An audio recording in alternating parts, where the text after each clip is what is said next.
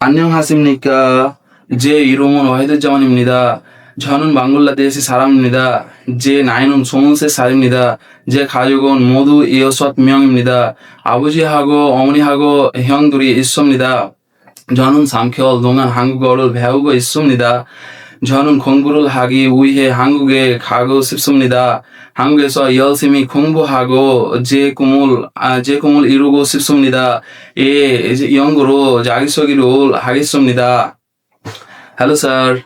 Nice to meet you. This is Wahidur Jawan, and I am 23 years old.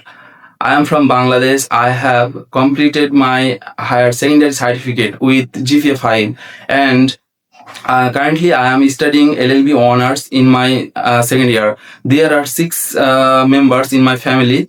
My father is a businessman, and my mother is a housewife. My family always support me, and I am grateful to them. I have developed a strong interest in Korea by watching Korean movies and exploring Korean culture, and this has created a deeply attraction in me toward Korea. If I get the opportunity to study at Konkuk University, I will first complete the Korean language course, and after that, I want to enroll in the university. Study hard for my study hard for my bachelor degree, and I graduate successfully.